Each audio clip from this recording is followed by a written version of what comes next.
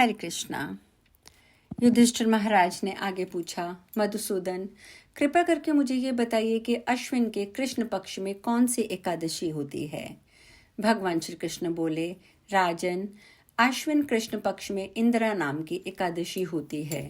उसके व्रत के प्रभाव से बड़े बड़े पापों का नाश हो जाता है। नीच से नीच योनि में पड़े हुए पितरों को भी इस एकादशी से सद्गति प्राप्त होती है। राजन, पूर्व काल की बात है।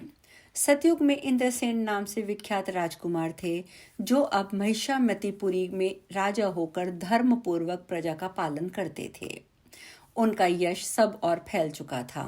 राजा इंद्रसेन भगवान विष्णु की भक्ति में तत्पर हो गोविंद के मोक्षदायक नामों का जप करते हुए समय व्यतीत करते थे। विधि पूर्वक अध्यात्म तत्व के चिंतन में संलग्न रहते थे। एक दिन राजा राजसभा में सुखपूर्वक बैठे हुए थे। इतने में ही देवर्षि नारद आकाश से उतर के वहां आ पहुंचे। उन्हें आया देख राजा हाथ जोड़कर खड़े हो गए और विधि पूर्वक पूजन करके उन्हें आसन पर बिठाया। इसके बाद वे इस प्रकार बोले, मुनिश्रेष्ठ, आपकी कृपा से मेरी सर्वथा कुशल है। आज आपके दर्शन से मेरी संपूर्ण यज्ञ क्रियाएं सफल हो गई हैं। देवर्षे, आपके आगमन का कारण बताकर आप मुझ पर कृपा करें। नारद जी ने कहा, नृपश्रेष्ठ, सुनो, मेरी बातें तुम्हें आश्चर्य में डालने वाली हैं। मैं ब्रह्मलोक से यमलोक में आया था। वहां एक श्रेष्ठ आसन पर बैठा और यमराज ने मेरी भक्ति पूर्वक पूजा की। उस समय यमराज की सभा में मैंने तुम्हारे पिता को देखा। वे व्रत भंग के दोष से वहां आए थे। राजन, उन्होंने तुमसे कहने के लिए एक संदेश दिया है, उसे सुनो। उन्होंने कहा, बेटा, मुझे इंदिरा के व्रत का पुण्य देकर स्वर्ग में भेजो। उनका ये संदेश लेकर ही मैं तुम्हारे पास आया हूँ। राजन, अपने पिता को स्वर्ग लोक की प्राप्ति कराने के लिए इंदिरा का व्रत करो। राजा ने पूछा, भगवान, कृपा करके इंदिरा का व्रत बतलाइए। किस पक्ष में, किस तिथि को, किस विधि से करना चाहिए। नारद जी ने कहा, सुनो, मैं तुम्हें इस व्रत का शुभ कारक विधि बतलाता हूँ। अश्विन मास के कृष्ण पक्ष में दशमी के उत्तम दिन को श्रद्धा युक्त चित्त से प्रातःकाल स्नान करें। फिर मध्याह्न काल में स्नान करके एकाग्रचित हो एक समय भोजन करें। रात्रि में भूमि पर सोएं। रात्रि के अंत में निर्मल प्रभात होने पर एकादशी के दिन दातुन करके मुंह धोएं। इसके बाद भक्ति भाव से निम्नांकित मंत्र पढ़ते हुए उपवास का नियम ग्रहण करें। अद्य स्थितित्वा निराहारा सर्वभोग विवर्जिता श्रौम भक्षे पुंडरीकाक्ष शरणम में भवाच्युत। हे, इसका अर्थ हुआ, हे कमल नयन भगवान नारायण, आज मैं सब भोगों से अलग हो निराहार रहकर कल भोजन करूंगा। अच्युत, आप मुझे शरण दें। इस प्रकार नियम करके मध्याह्न काल में पितरों की प्रसन्नता के लिए शालिग्राम शिला के सम्मुख विधि पूर्वक श्राद्ध करें और दक्षिणा से ब्राह्मणों का सत्कार करके उन्हें भोजन कराएं। पितरों को दिए हुए अन्नमय पिंड को सूंघ कर विद्वान पुरुष गाय को खिला दे। फिर धूप और गंध आदि से भगवान ऋषिकेश का पूजन करके रात्रि में उनके समीप जागरण करे। तत्पश्चात सवेरा होने पर द्वादशी के दिन पुनः भक्ति पूर्वक श्रीहरि की पूजा करें। इसके बाद ब्राह्मणों को भोजन कराकर भाई बंधु नाती पुत्र आदि के साथ स्वयं मौन होकर भोजन करें। राजन, इस विधि से आलस्य रहित होकर तुम इंदिरा का व्रत करो। इससे तुम्हारे पितर भगवान विष्णु के वो भी वैकुंठ धाम में चले जाएंगे। भगवान श्री कृष्ण कहते हैं, राजन, राजा इंद्रसेन से ऐसा कहकर देवर्षि नारद अंतर्ध्यान हो गए। राजा ने उनकी बताई हुई विधि से अंतपुरी की रानियों, पुत्रों, भृत्यों सहित उस उत्तम व्रत का अनुष्ठान किया।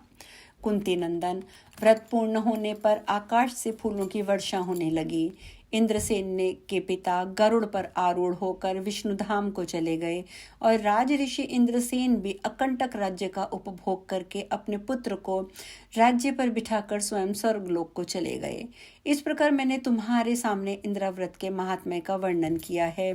इसको सुनने पढ़ने से मनुष्य सब पापों से मुक्त हो जाता है।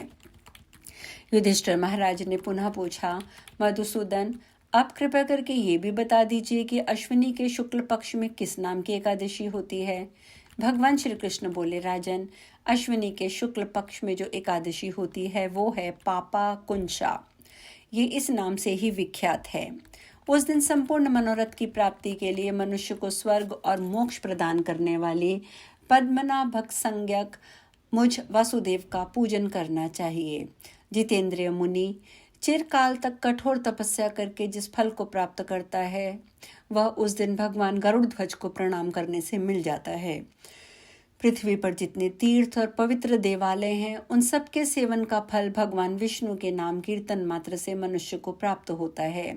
जो शांग धनुष धारण करने वाले सर्वव्यापक भगवान जनार्दन की शरण में जाते हैं उन्हें कभी यमलोक की यातना नहीं भोगनी पड़ती।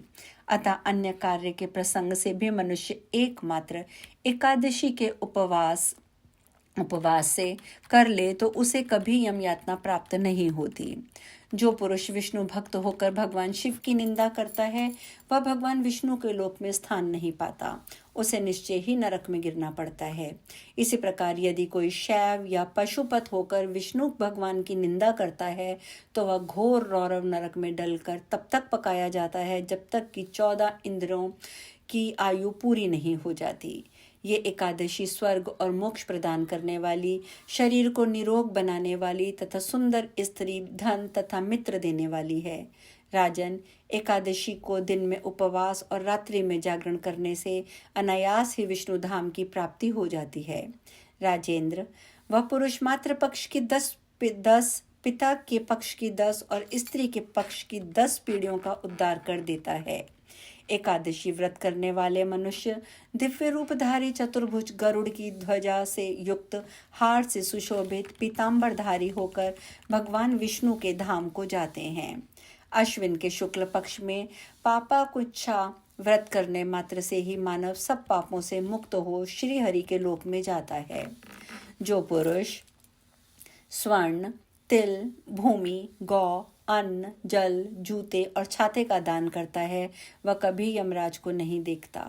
नृपश्रेष्ठ, दरिद्र पुरुष को भी चाहिए कि वह यथाशक्ति स्नान दान आदि क्रिया करके अपने प्रत्येक दिन को सफल बनावे। जो होम, स्नान, जप, ध्यान, यज्ञ आदि पुण्य कर्म करने वाले हैं उन्हें भयानक यम यातना कभी नहीं देखनी पड़ती। लोक में जो मानव दीर्घायु, धनाढ्य, कुलीन और निरोग देखे जाते हैं, इस विषय में अधिक कहने से क्या लाभ। राजन, तुमने मुझसे जो पूछा था उसके अनुसार पापा कुंशा महात्म्य का मैंने वर्णन कर दिया है। बताओ अब क्या सुनना चाहते हो। युधिष्ठिर महाराज ने कहा, जनार्दन, मुझ पर आपका स्नेह है, अतः कृपा करके बताइए कार्तिक के कृष्ण पक्ष में कौन सी एकादशी होती है। अब हम कार्तिक मास की रमा और प्रबोधिनी एकादशी का महात्म्य कल करेंगे। हरे कृष्णा।